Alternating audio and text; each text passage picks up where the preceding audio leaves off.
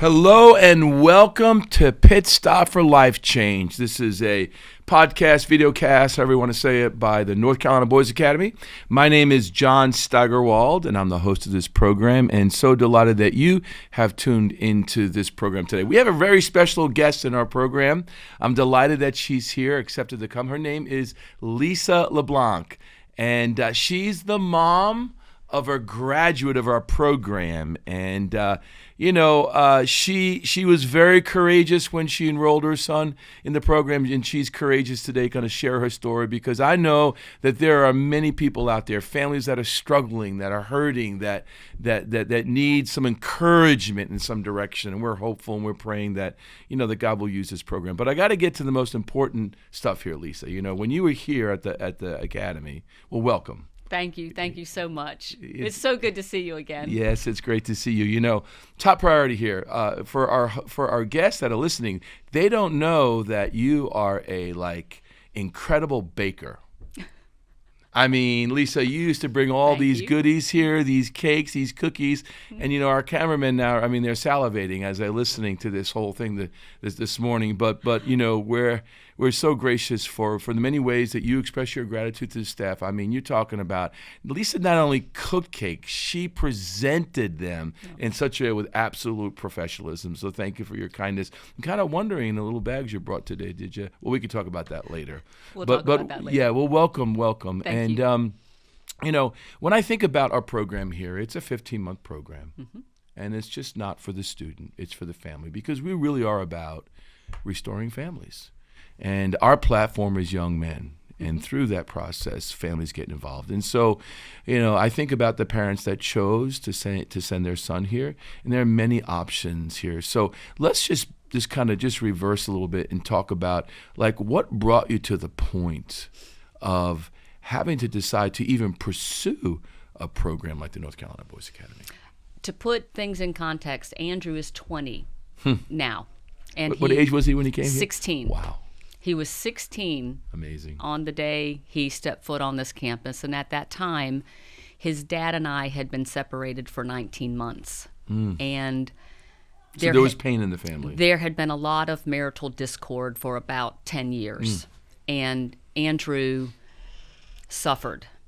And as a result, there were gaps and deficiencies in his maturity. And I thought if the gaps and deficiencies were left unattended to, that they would develop into life-controlling problems. And so how did you find out about the academy? You're a researcher. I am. You're a researcher. And I think when babies are born, moms don't sit there and say, I think I'm going to need the help of a therapeutic boarding school to raise this child. True. I certainly didn't. And in friend groups and parent gatherings and casual conversation, I would often hear parents make comments like, well, if my kid ever starts disobeying rules, I'm going to put their butt in military school. And so when I thought I was getting close to that point, I started visiting military schools and quickly learned after 2 visits to 2 separate military schools that it wasn't the right fit, nor was it even an option. They want to meet the prospective student before they admit him.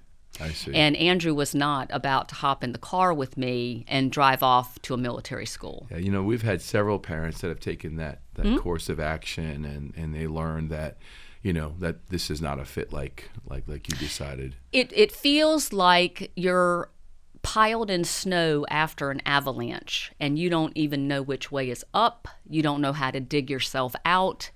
And hopeless? Very hopeless. Despair? Lots of despair. Overwhelmed? Yes. And so that word picture, like an avalanche of snow. So here you are, you've had a marriage that's been stressed. I think you said Tough. 10 years. Yep, tough. You see the impact upon your kids. And, I think it's really a myth today. And I know there are many stories of marriages that have recovered. I know there are many stories where God has redeemed marriages. But there are those stories where it just doesn't work out. And there are kids that grow up through that. And like you were sharing with us, they've got some deficiency. Would it be fair to say injury? Yes, trauma. Talk to us about that.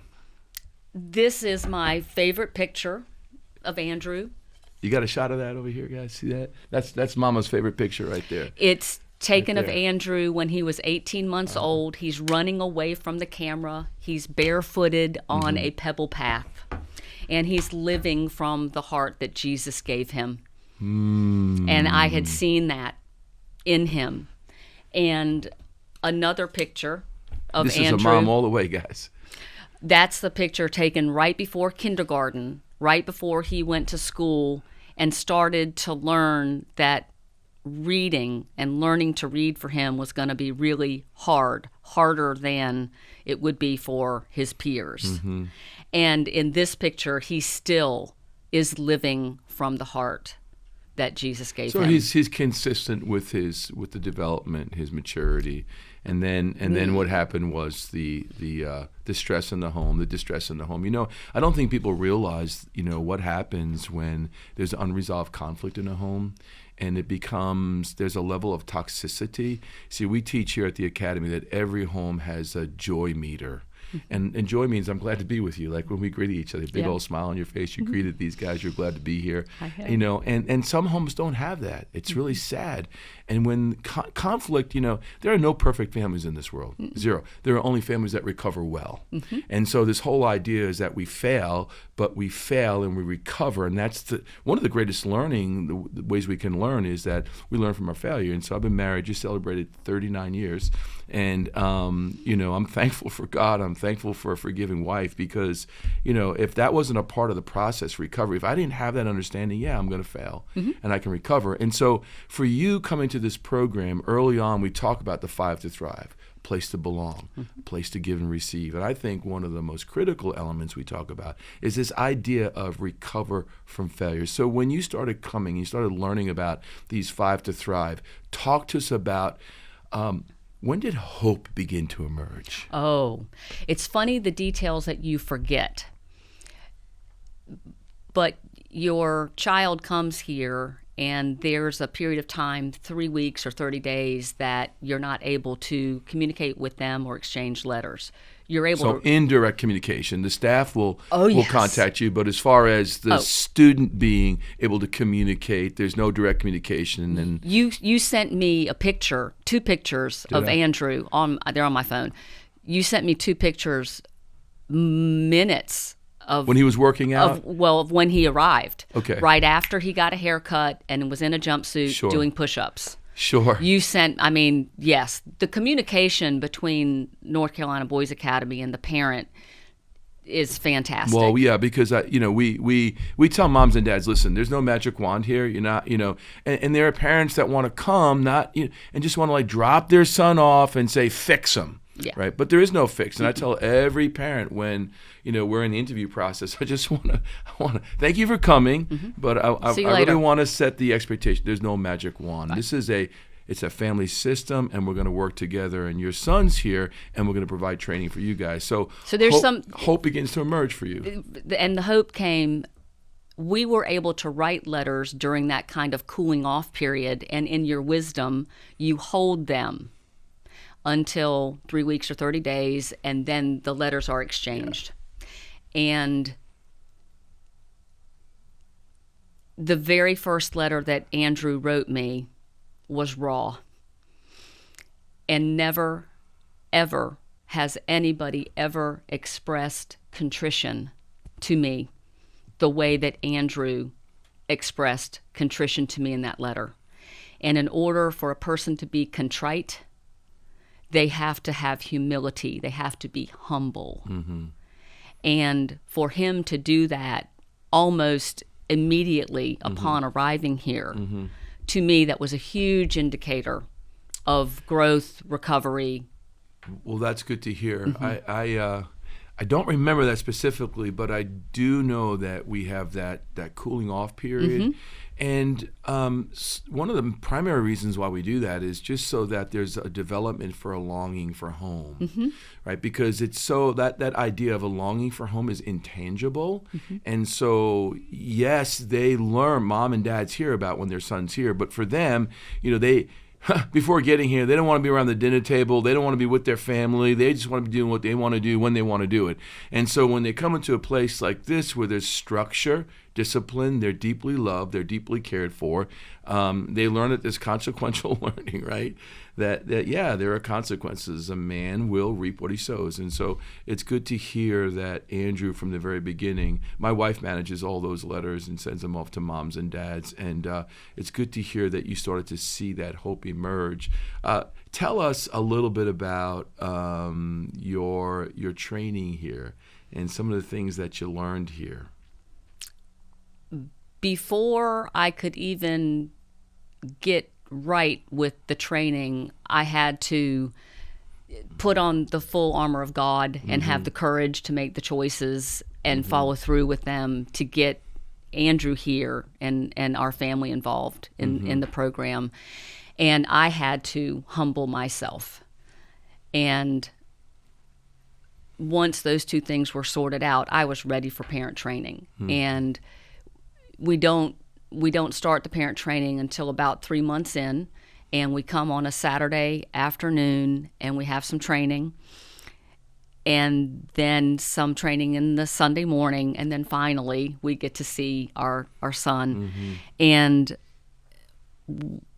one of the very vivid memories I have of that first training was you all showed the parents a video, a celebration of Miss Heidi, who once worked here. Oh yeah, she got married and moved to Pennsylvania to carry on work there. Her husband's a pastor. He got called there. And Andrew had been in this environment for only a couple of months when you all started the production on that video. And that was long enough for him to get keyed into things here, to shed any self-consciousness that he had, and to get a bead on Miss Heidi, because he played Miss Heidi. He played the starring role. Oh. And I hope y'all will link that video to this video so that y'all know what I'm talking about. Or at best, maybe we could put it up somewhere. But I think can you discuss that? Oh, I'm going to discuss it. Is Andrew okay with that? Yes, okay. Andrew's okay with that because it's in the world. Oh, I remember that. It was her going away, and we were going to celebrate her time with us and her mannerisms and so there Andrew was in a long brown wig, nails, everything, and the opening mimicking her. Yeah, being Miss Heidi. And the opening scene is him in her chair at her desk. He answers the phone and he says something like, "Good morning, this is Miss Heidi. It's a great day at the North Carolina Boys Academy. How can I help you?" And then he acts like he's listening to a caller and he's like, "What? You got a student? They're doing they're doing what?" Yeah. "Oh, the perfect candidate for us. You're at the gate? You're here already? All right, well, hold on. We're coming up to the gate. We'll open it up in just a second." It was hilarious. It was her to a T. And then at the end, there's all the bloopers and the outtakes, and then long, still glances and photographs of the production. Yes. And one of those still photographs was Miss Darylyn. Andrew was sitting in a chair, and he had the wig on, and it's Miss Darylyn with her hands. She's standing behind him, and the expression on her face, her carriage. When I saw that image just there, still, she looked like his mom. You know, she looked like his mom. And I thought, if that's this woman, you know, checking in with me and saying, "Hey, Mom, I got this." She had me at hello. Yeah, so it was that experience of watching your son on this video that communicated that he was in a good place, he was growing. You were saying, "Lisa, relax." And I needed to put on the full armor of God. I needed to humble myself. And the third thing I needed to do was turn this over and relax. Yeah, and I think especially for moms, that's a big deal, isn't it? Dads come and they're okay, you know, they encourage this, but for moms, I think about this. You know, they carried this little one for 9 months. So there's a connection that you can't even be described, one can't describe.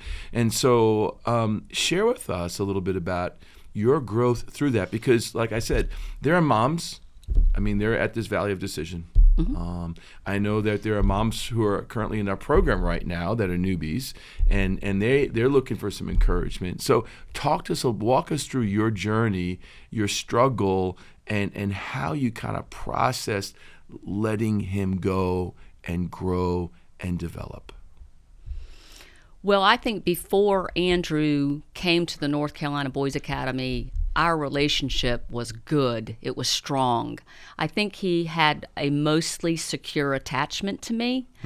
I think that I had made myself available to him consistently and warmly, and that I had valued him. I think there was an area like validation. I think that's where I had some struggles. I think in order to try to keep the family together, I was walking a tightrope. I was trying to dance at two weddings. And there were situations where you couldn't validate two different people in the same environment, in the same situation. And that was no doubt confusing to Andrew. And that's what led to created these gaps and deficiencies in his maturity. And so I can remember when he first got here, I remember him learning how to really fend for himself, right? That was something that I remember in the interview we had conversations. Remember you asked me about the alarm clock, who's going to get, and I said, don't worry, he'll get up. You were concerned he wasn't going to get up. And I said, there's a structure here and he's going to learn to get up. Remember that? Talk to us about those kind of things and how you saw him take responsibility and he began to do things for himself. I think what I would have to say really, it's I'm not sure if I can capture it a little along the way. I think that first letter that I got, that was a demarcation. And then when we would come on subsequent visits, I would take videos of him. I would role play with him. You all had taught him how to work at treetops and do the safety instruction. He was a great guide. Thank you. A wonderful yes. guide. And so we would role play, and I would take these videos of him being a guide, like I had come to the ropes course to participate, and seeing him just stand there in his own space and own it with confidence. Yes, with confidence. With speak. And you're a man's man. You're firm. You're compassionate. You value integrity. You are respected because you are respectable.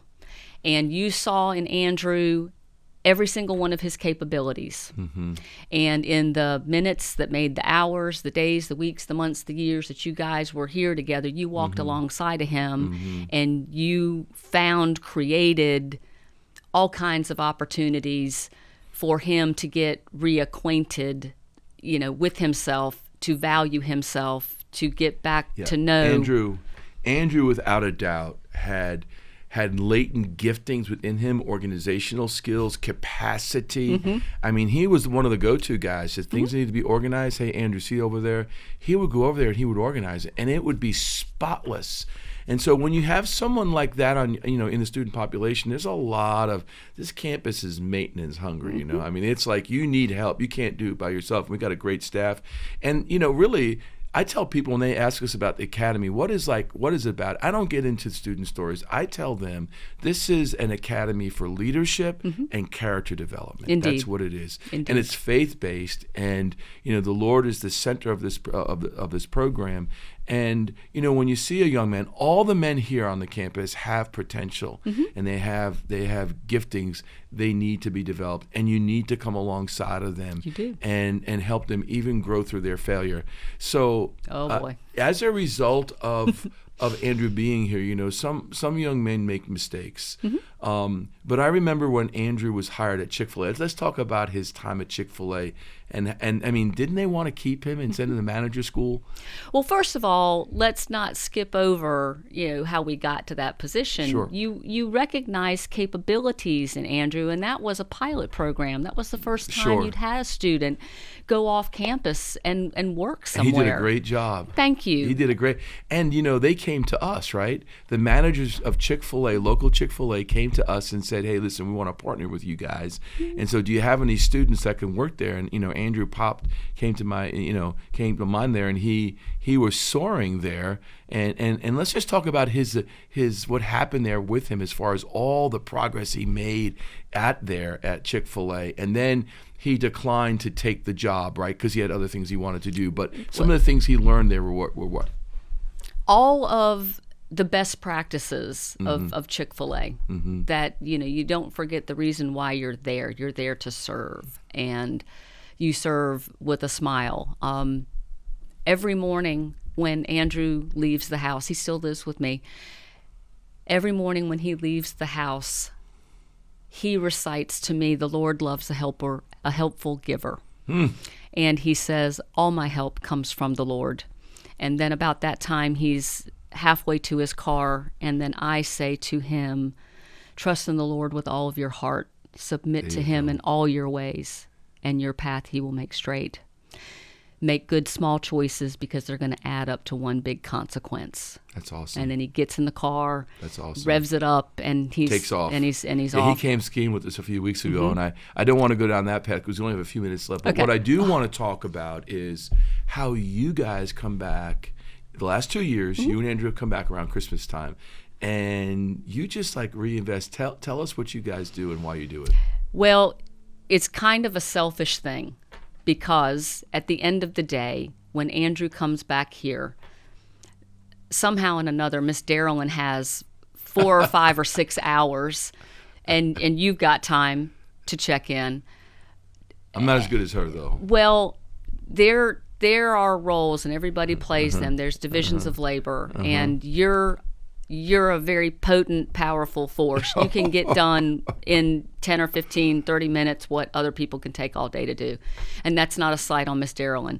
It takes all kinds. Yes. And so the Saturday after Thanksgiving each year, Andrew and I go by Costco, fill the trunk with student snacks. I mean, fill it. the trunk. And that gets back to our family and some of the dysfunction and what role we think money plays in your life.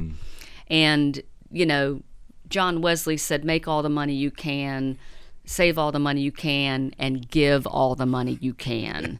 And so it's very important to me that my children understand that they are tenants of money. They don't own stewards of money. Yeah, they don't. Yes. They don't own money. That money is a tool for them to do good with. And that was something that I didn't teach a lot. I couldn't Prior teach. to North Carolina Boys Academy? I couldn't teach a lot of that in gotcha. our family setting. Gotcha. And so I'm going back and I am revisiting and tending to that. So we load the car up with snacks and we come here and we have a fun time unloading the car and taking as many trips as it takes. And then it's an opportunity for you and Miss Darylyn to put your eyes on Andrew. Wow. And that is invaluable to me. Wow. Yeah, I walk in there, and I'm not talking about a table. I got a pretty big table here. Yeah. But this table is filled with goods, and the students, they love it. And thank you for your You're welcome. We kindness love and it your too. generosity. We're going to have you come back sometime and talk with us again because we're running out of time here. Okay. But thank you, Lisa. Thank you for coming and sharing You're your welcome. heart, sharing your story. I know it's going to bless many, many people here. So I thank you every time I see you, and that will never be enough to express my gratitude for all that you have done. This is a picture that was taken on the day that Andrew finished his program here at the North Carolina Boys Academy. And he has back, in a little bit more mature way, he has back all of that. That's amazing. Living from the heart that Jesus gave that's you. amazing. Thank you, Lisa. One more. Okay. This is him on graduation, high school graduation, Yes. after he had become an Eagle Boy Scout. Yes. Just saying. Just saying. He's an Eagle Scout. He's an Eagle Scout. And he continued that process when he was here so he can complete it. He sat at Life Scout. Anybody that knows about scouting, he sat at Life Scout for about 2 years. But what a testimony! You're a huge part in all of this. You and Miss Darylyn. It's a lifelong journey, isn't it? Indeed, it is. I told him when he gets married, I better be invited to the wedding. Oh, you will be. You'll be up there. Well, thank you again, Lisa. I want to thank welcome. all our guests that have tuned in today. It's a powerful, powerful testimony from a mom who deeply loves her son. Families go through struggles in life, and there are opportunities to find a pathway forward, to move forward. And the North Carolina Boys Academy offers help for families that are struggling, for young men. We're a school of leadership and character development. If you have any questions today, please feel free to visit our website. It's ncboysacademy.org. Again, that's ncboysacademy.org. Thanks for tuning in to Pit Stop for Life Change.